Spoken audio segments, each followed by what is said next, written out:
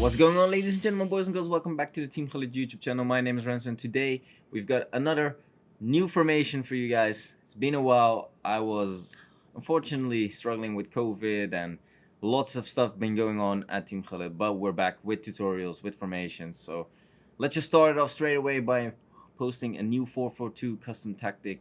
There was a patch, like, what was it, 2 weeks ago. It did change the game a little bit. So 4-4-2 seems to be back, and we're just going to show you the tactics that LegendFrod, our coach, is using right now.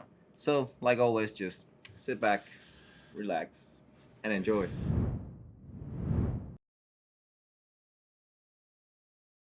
Alright, first of all, let's take a look at the team that he is using. And it's it's quite a familiar team in terms of, well, what amount of players do you have for defense, what amount of players do you have for midfield and attacking. You always want to have these 4 attackers, keep saying it over and over again, just gives you the opportunity to switch formations as well. 2 midfielders, 1 a bit more defensive minded, 1 a bit more attacking minded, and just 4 defenders. And like Mateus here is his defensive midfielder and Paqueta is the more offensive one. So for the tactics, you want to have a defensive style, just balance, don't go with anything crazy in a 4-4-2 apart from balance. Build up play, long ball, and chance creation forward. And this width and depth, I've said it a couple times, you can use 70 depth if you like so, but usually you want to keep this between 40 and 65, and you can vary with it a bit depending on your opponent tactics as well. Playing, for example, narrow formation, your width would be around 40. If you're playing a really wide formation against you, you could put it to like 60. But long ball and forward runs, this is something that is, we tried this tactic and Timo tried it because of the meta, right? You see these L1, R1 through balls being spammed very often nowadays, as well as just regular through balls. They work way better than at the start of the game. And if you haven't picked up on the L1, R1 triangle pass, then definitely check out our video on the channel that is all about this pass, where we explain you how to perfectly use this one. The players to get in the box always have it to 5 to 7 if you're playing a 4-4-2, because you want to have those wingers actually supporting the strikers. You don't want these isolated strikers just combining together constantly. So for the instructions, get in behind on both strikers. Like I said, this is a very formation that just relies on through balls a lot, and obviously you can change this up in game if you feel like, okay, your opponent is constantly picking up on these through balls. But yeah, on the left and right mid, you want to have comeback on defense, no further instructions apart from get into the box for cross. So you don't need to put get in behind as well on this, because the forward runs instruction is already going to have these wingers pushing up a lot in behind. Comeback on defense is just a solid instruction in the 4-4-2 to have defensively a bit more players coming back, because usually the 4-4-2 is a bit more attacking minded than, for example, a 4-2-3-1 or such formations. The left center mid, in this case Paqueta, so the more offensive minded, is going to be on balance. You could go with stay back while attacking as well, but having 1 midfielder on balance is going to offer you a lot of extra passes inside the box, and we will show that later on. But in this case, you will have the RCM on stay back while attacking. The fullbacks, Timo is using it on balance, but I recommend you, and he said it as well, to just put it on stay back while attacking when you start using this formation.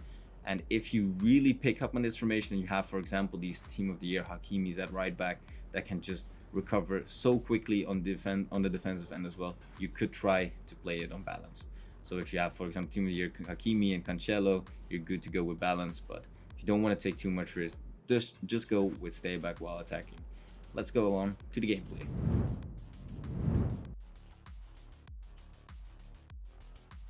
So why is this tactic so good? Well, it's just the 4-4-2, the 2 strikers are just brilliant right now. It's the way the meta just feels like having 2 strikers is just going to make your life a bit more easy on the attacking end.